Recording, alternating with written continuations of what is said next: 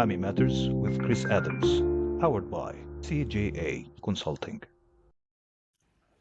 Welcome to Mahami Matters, where credibility meets clarity in legal and professional services. I'm your host, Chris Adams, founder of Mahami and CJA Consulting. Each episode, we bring you trusted experts, respected industry voices, and provide practical insights to empower your professional and business journey. Today's no exception. I'm joined by Alec Pearson, executive coach, leadership advisor, and a founding member of the Law Coach Collective. The Law Coach Collective is launching soon, and the aim is to help law firm leaders to grow with both clarity and confidence. In the conversation today, we're tackling something that law firms around the world are really wrestling with, the growing gaps in leadership.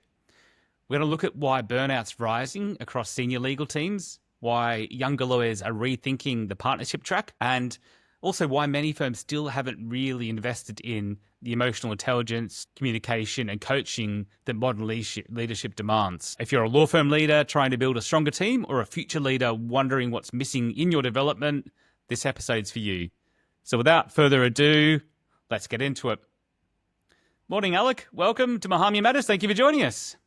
Good morning, Chris. How are you? I'm doing very, very well. Thank you. So I've given you a very brief intro, but tell us a bit more about yourself and your background, and then we can fully launch into the hard stuff. No problem. Well, thank you for inviting me on to discuss strategic leadership today in law firms. A little bit of background about myself. I'm a certified leadership teams and business growth executive coach, and I work with lawyers at all levels, from apprentices to trainees right up to partner level, very much focused on developing leadership, soft skills, or as I call them, professional skills, and also thinking about the strategy and thinking, well, how do we take our law firm from where we are now and take it into the future? So I kind of cover all those main areas. Okay, so I know you look a lot at strategic leadership in law firms. So can we start maybe with the big picture? How are the roles of managing partners and partners in general extending beyond technical legal expertise? Yeah, great question. What we're seeing, particularly over the past number of years, is that the roles of managing partners and partners are evolving. Traditionally, and particularly in the past, being an excellent lawyer, being technically brilliant, highly billable, was the primary key to be successful and what was expected from law firms. But what we're seeing is that this is no longer enough. Clients are becoming much more commercially astute and demanding, and the legal market is becoming much more competitive. What this means is that law firm leaders have got to start thinking much more strategically, very much like business executives or, business consultants. So what is key for them is to understand what are the market trends. Where is innovation going? Where is it driving to? But also thinking with that, how do we take our client relationships to the next level? What do we need to think about internally to ensure that the firm is available and it's got the skills to take us where we want to be? So overall, there has to be much more of a forward-looking perspective. And this is where we bring in that word strategy, and we start thinking about, but what does strategic leadership mean in a law firm? The other key aspect we need to consider as well is partners are very much being called upon now to be people leaders. They're expected to mentor younger lawyers, manage teams effectively, and contribute and develop both the culture and also consider talent retention. The reason why these are becoming more important is that we're starting to see now big generational shifts in law firms, and younger lawyers in particular have a growing emphasis on well-being, flexibility, and actually they want more from their leaders than just legal know-how. They want leaders who communicate well, who care for them. But also what's interesting as well, and again, a big shift that I certainly and others experience in Gen Z, is how does the firm align with their values and purpose? So in essence, partners and managing partners must balance legal expertise but with that strong commercial acumen, emotional intelligence, and leadership skills. So is this a new thing? I mean, you've alluded to there's been some changes, but what do those changes really look like? Because, I mean, I've been working in law firms for close to 20 years, and it's always been that, once you're a partner, you are effectively not as much of a lawyer anymore. You're really running the team. You're bringing the business in. You're trying to build up your client relationships and, get more work. So is this a new thing? Not entirely, but I think it's becoming, with the changing shift in landscapes that law firms are now operating in, and also thinking about new client demands, it's becoming more and more of a focus. Because the other key thing we're starting to see, and this is not just impacting law firms, but the whole business environment and wants and needs are changing so fast. Mm-hmm. And we've got to step back. As I say to a lot of partners, we've got to move away from being in the law firm to being on the law firm, and actually not just concentrating on what's happening in your law firm, but what's happening outside your law firm. How does what's happening externally impact your firm? What do you need to do, not just to keep up, but to be one step ahead and think, what is it that clients want from us? How is technology changing how we operate as a law firm? And as I alluded to earlier, how are generational shifts changing what they expect from us as a partner or managing partner? Okay, so that all makes sense to me. What's the cost when firms lack a shared strategic direction across the partnership? A key cost, the first thing that comes to mind is talent retention.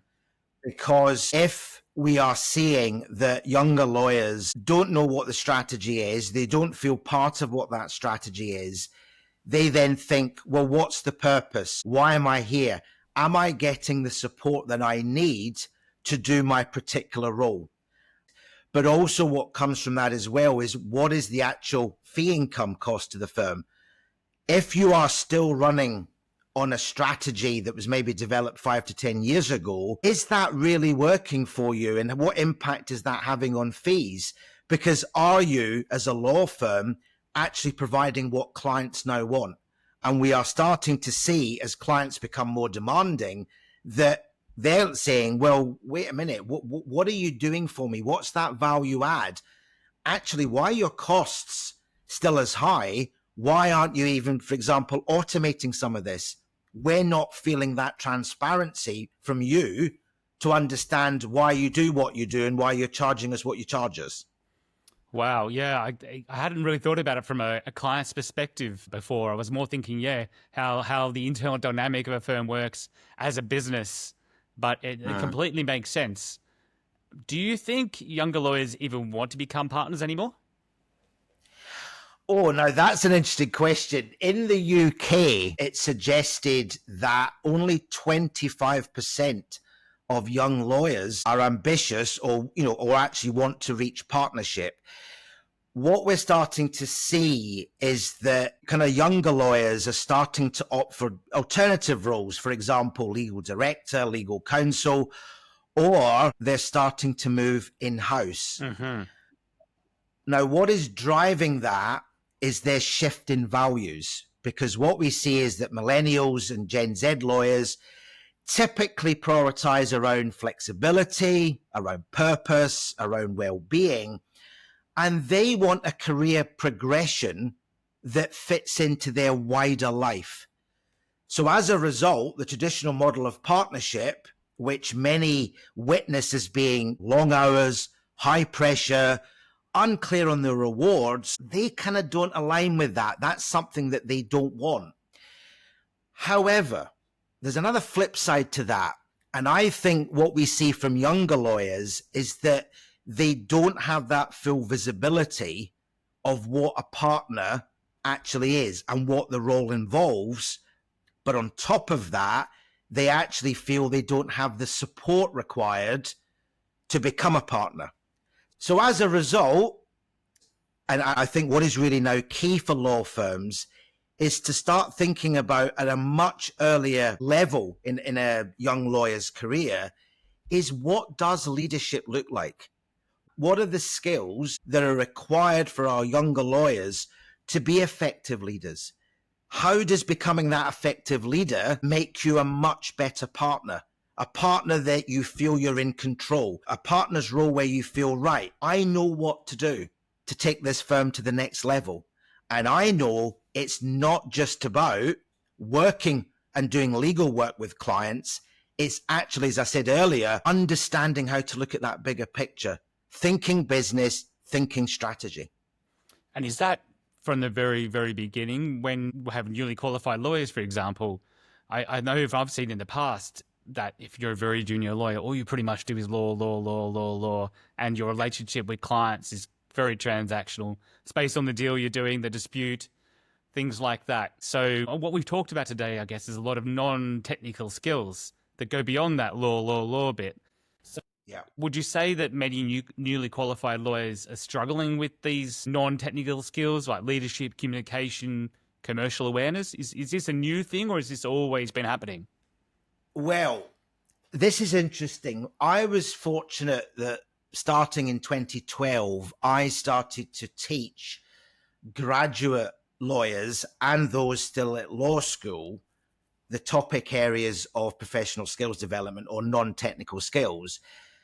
And what I witnessed over the decade of the 2010s was that when it came to communication, when it came to emotional intelligence, when it came to being assertive and managing your time, as examples, those skills year after year started to decline. And I'll never forget, I used to do teach a module called assertiveness, and I would get students or recent graduates to do an assertiveness role play, and they were frightened. They didn't know what to do. They didn't know how to deal with people and how to kind of stand up and think, right, I need to get my point across.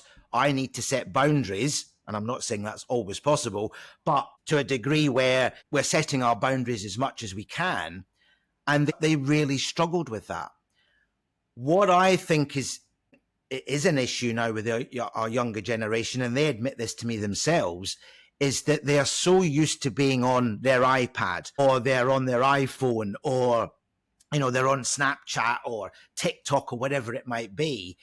They are losing the ability to deal with other people in person, because they're used to hiding behind a software app, and they become addicted. I mean, a lot of students and younger Gen Zs tell me they are addicted to their phones. They need to be on it all the time. So in effect, they're developing these skills on technology in their own little area. But as a result, they're not developing the people skills that they need because they're not getting enough exposure to that. So this must have then a massive impact on their relationships internally within the firm. Almost, well, I guess more importantly, as far as the bottom line is concerned for the law firm as a business, it must also really impact on client relationships, because even if you are a junior lawyer doing law, you still have to have those communication skills with the other firms you're working alongside of, who on the other side, or the clients you're working with when you're managing the deals or the deliverables. So I'm thinking it must have an impact on client relationships, internal collaboration, and as a result, on career progression, because you can't progress to being a very senior lawyer if you don't have those soft, non-technical skills, right? Absolutely. Now, if I give you an example, I was speaking to two partners of two different international law firms last summer, and we were talking about the new qualified lawyers coming in. And I quote, they said to me, universities are no longer fit for purpose. Why? Because law schools in particular are very much focused on the technical legal knowledge, but they're not focusing enough time on developing communication, business skills, professional skills. And as a result, a young lawyer comes into the law firm and they're not used to dealing with clients. They find it very difficult. A lot of them have admitted to me, the younger lawyers, they feel introverted. when a client's talking to them or the client's asking them a question, they don't know how to respond. And it's interesting. I saw a survey last year in the UK, and it was over 40% of clients were concerned that when they're dealing with a lawyer, they just do not have that emotional intelligence. It's very hard to get a conversation with them. And, clients are saying, look, I need more from these younger lawyers, but I'm just getting nothing back from them. They feel nervous. They feel it's just something that they're not used to doing or they haven't been trained to do. And they kind of freeze and think, what do I do with this particular client? Wow. And that is obviously vital, especially I guess a lot of the clients are probably not going to necessarily be peers of these junior lawyers. They're probably going to be more senior people. That means that the more experienced you are, the higher your expectations are, particularly as a client. And you're paying a lot of money. You're paying by the hour or whatever. You don't want to waste your time. It must be a huge impact. Yeah, I mean, and then on top of that, what I'm also hearing from partners and managing partners is that they're also experiencing with newly qualified lawyers, they don't work to deadlines. They ask them to do something, they don't get it done on time. They will sit quietly and not ask. If they have a query, they're actually frightened to ask. It's very interesting. I run a group coaching program for trainees and associates. And the topics that they wanted to discuss at the beginning was how to be assertive, how to communicate, and how to influence. That is their key things they wanted to get out of this group program. And we're 4 or 5 sessions into it. And that has been our focus because they really are not sure how best to do it. So if you think about the career progression, so you get through the junior associate, you move on to senior associates.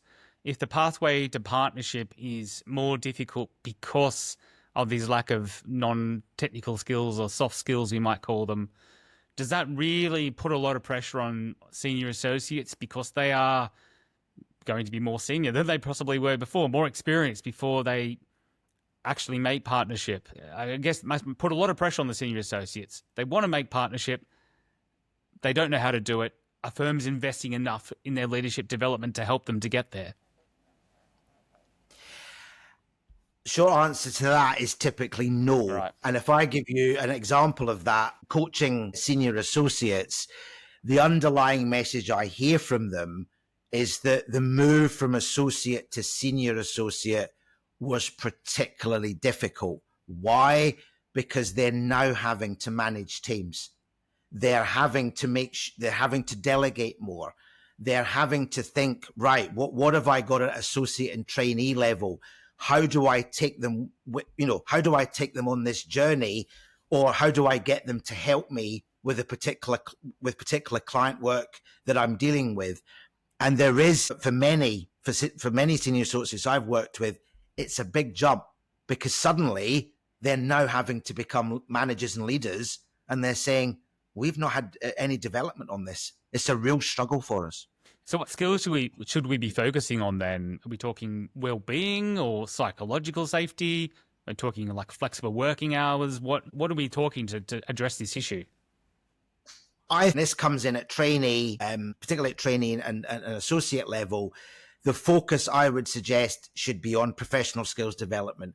So it's looking at communication, emotional intelligence, time management, negotiation, influencing, all those key non-technical skills. But on top of that, I think, and some law firms, there are some really good law firms out there that have really got on top of this, but there are others that what they need to do as a next stage is to actually understand their younger lawyers. And what I mean by that, what we're seeing in a lot of professional services firms now is that they are doing what we call reverse mentoring. So they are going to the younger members of the team and they're saying, what's your thoughts? What's your approach? How would you do things? What is it you need? And it may well be that the response will be in terms of well-being. They will say, look, I'm not prepared to work 16 hours a day or 12 hours a day or whatever it might be. Now, we need to understand why, but is that just part of their values and that's how they want to be? Or do we need to look at the whole model of law and think, right, are we going to adapt to the younger generation, or do we want the younger generation to adapt to us? But what I hear is the younger generation are not that keen to adapt to how we've been working as a law firm in the past. They want to see that flexibility. They want to see a difference in the way of working. However, what that also links to as well is that they want to see much more collaboration. We know that younger people are more hungry for skills growth. However, they also need to understand, because a lot of them don't, if someone makes a mistake, what's the process to report that mistake? How do we then ensure that if a younger lawyer makes a mistake, how do we ensure they don't do that again? But they're frightened because they're also frightened to challenge ideas, because they feel there'll be lots of judgment, there'll be lots of blame. So what they do, they just go into their shell and they say, oh, I'm not going to say anything. It's a massive topic, but I think for me, it's about, we've got to open up that communication, and we've got to have transparent communication at both sides. What do both sides want, and how do we deal with that? But be open and honest. So does that judgment and blame that you refer to, is that as a result of a lack of leadership skills amongst existing partners because they've trodden that road? They haven't had the exposure to the soft skills and non-technical skills we're talking about. Is that the main reason, do you think? What I see a lot of is that partners have been promoted for their technical excellence, but not their leadership ability. I coach a number of partners, and what comes through for me a lot of the time is that they don't fully understand leadership. They don't understand strategy that well. They are not sure about how best to implement business development. Now, if you're struggling with those skills at partner level, what we typically then see is that people management is something that, you're not comfortable doing, because what we've got to do with our staff is give constructive feedback. We've got to manage performance issues. We've got to look at our younger talent of trainees and associates and senior associates and think, what are the non-technical skills they have? What don't they have? And how do we then bridge that gap? But underlying that is that need for emotional intelligence, because what I typically experience is that some partners are still operating, with a transactional mindset. It's all about out, it's all about hours. But what they need to start understanding is, what is motivating their team? How do I build trust with my team? How do I adapt as a leader to each member of my team? Because again, what is key when we think about leadership, we typically can't lead everyone the same way. We've got to understand what is it about each of our associates, senior associates or trainees that, what is it about them, and how do I need to adapt my leadership style as a result?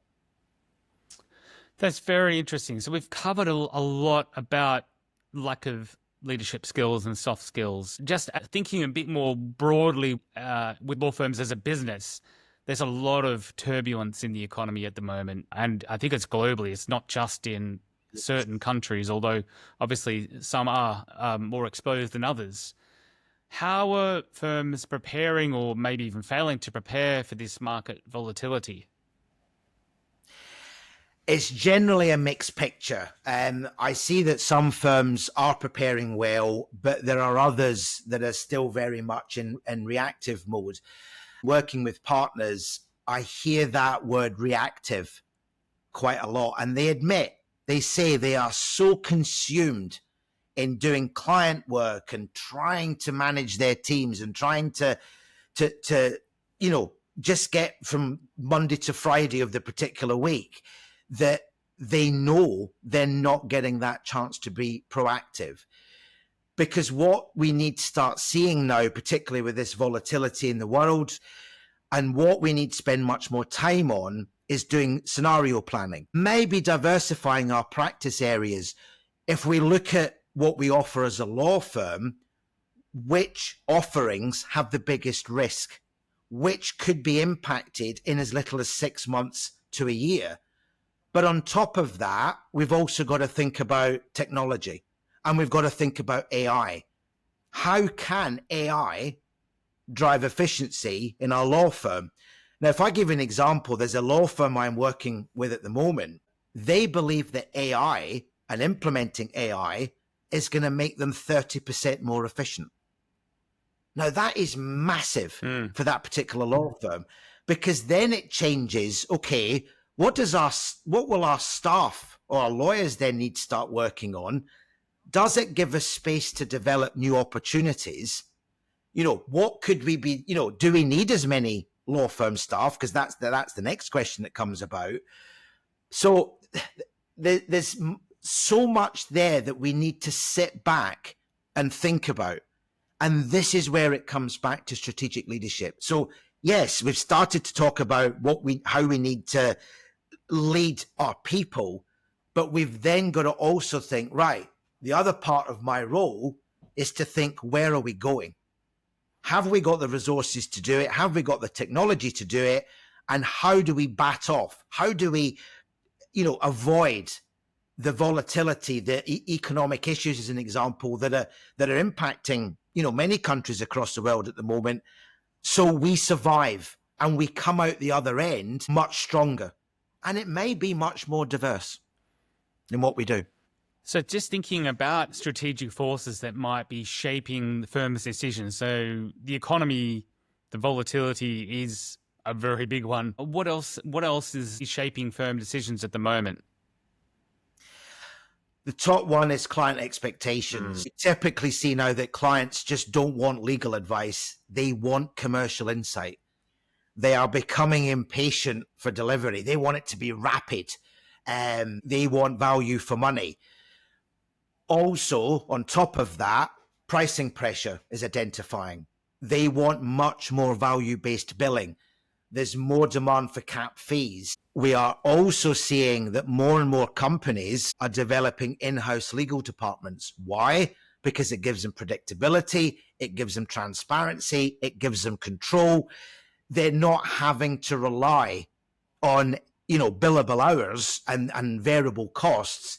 It's easier for them to control that, if it's in-house. So with the result of that, it's suggested in some quarters where we're seeing reduced volumes of work for law firms because more companies are doing it in-house.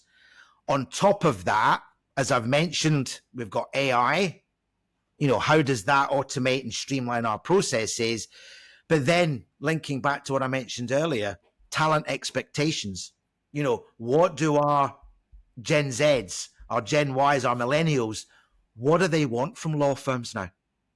Are you providing it for them? Because typically, if you're not, they will leave. I mean, there was an interesting survey in the UK.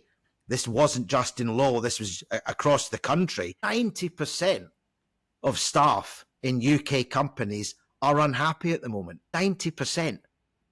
My question is why, and what are leaders doing to resolve that issue? So that leads us on nicely to questioning what leaders are doing about that. How do law firm values, leadership behavior directly impact the culture, the retention of their staff and their performance?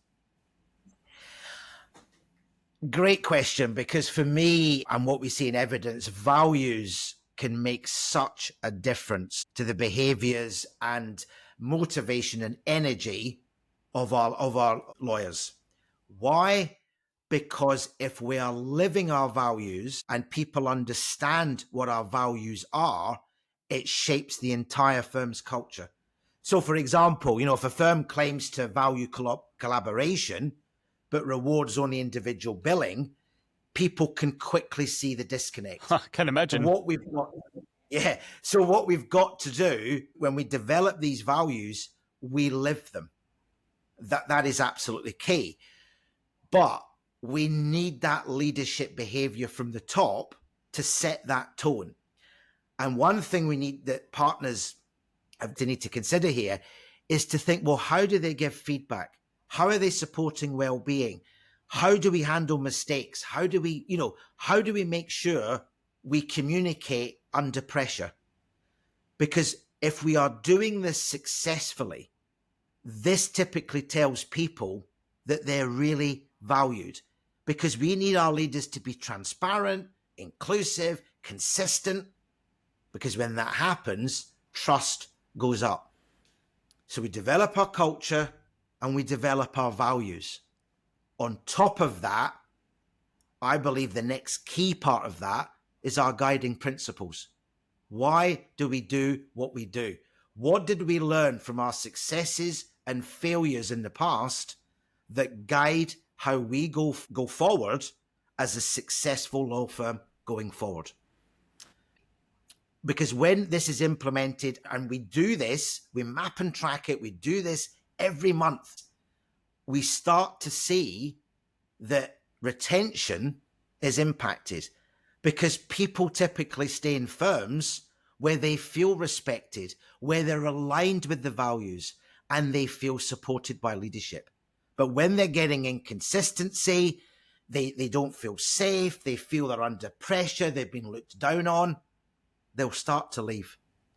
And when they're happier, we see performance going up, because it links to motivation, it links to energy. And people think, I'm happy to do a couple of extra hours a week, for example, in this law firm, because I love it here. And you feel it becomes, to some degree, a part of a family, but you're coming to work and you're enjoying it. And the difference that has is, you can't even describe. It's just, the atmosphere is just, it's a wonderful atmosphere to be in. I mean, joy in coming to work and real enjoyment is not really what you think of when you think of law firms. Have you seen that some of the work you've been doing with your clients, who are often lawyers, and they could be junior, they could be quite senior, have you seen a positive impact and more enjoyment through the work you've done with them?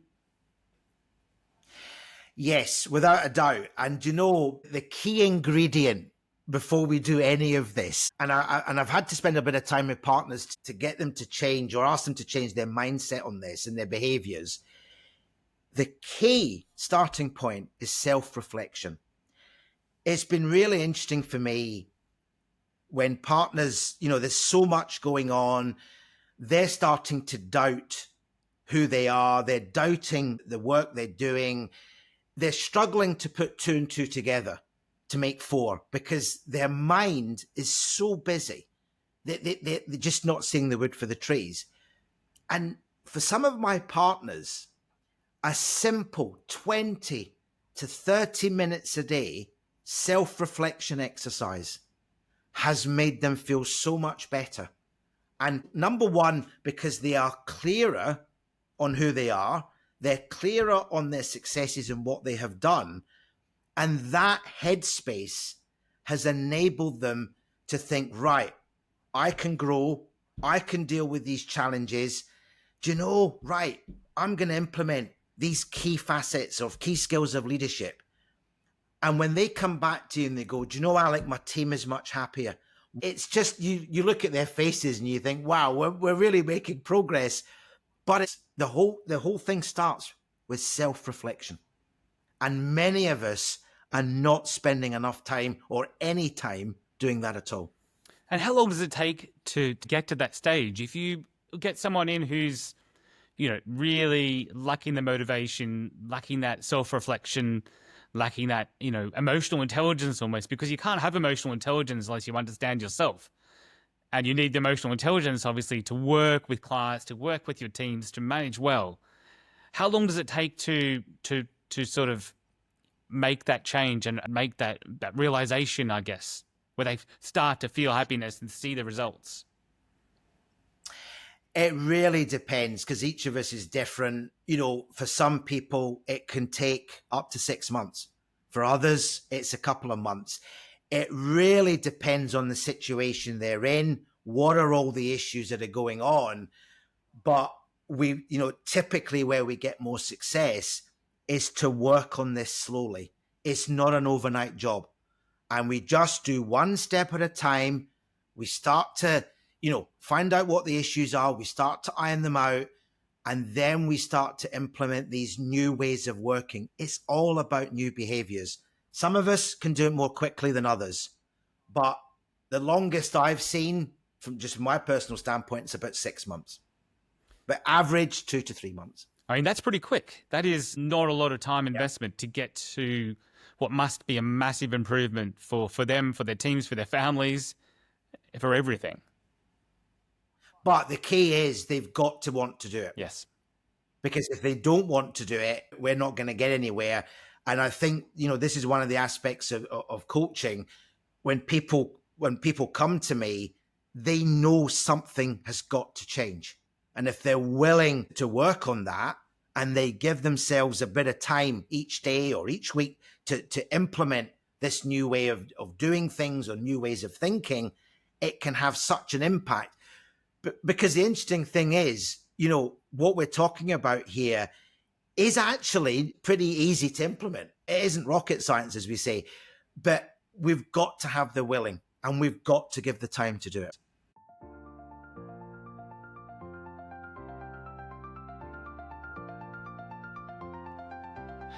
That brings us to the end of part one of our conversation today with Alec Pearson. In this episode, we explored how the role of law firm leaders is changing, why younger lawyers are rethinking the partnership track, and how the gap in non-technical skills is affecting collaboration, client service, and career progression. In part two, we're going to continue our discussion with Alec, looking at the bigger strategic picture, things like partner alignment, the role of coaching in leadership, what people really want to see from their leaders, and how AI is reshaping legal practice. If you found today's episode valuable, as usual, please like and subscribe and share it with a colleague or friend in the industry. In the meantime, I'm Chris Adams. Thanks for listening to Mahami Matters. Stay informed, stay empowered, and keep building the leadership your firm deserves. See you for part two. Thank you for joining us on Mahami Matters. If you found today's episode valuable, subscribe and connect with me to stay updated. Join me again soon as we continue to bring you credible insights, practical strategies, and trusted advice to empower your professional journey. I'm Chris Adams. Until next time, stay informed and stay empowered.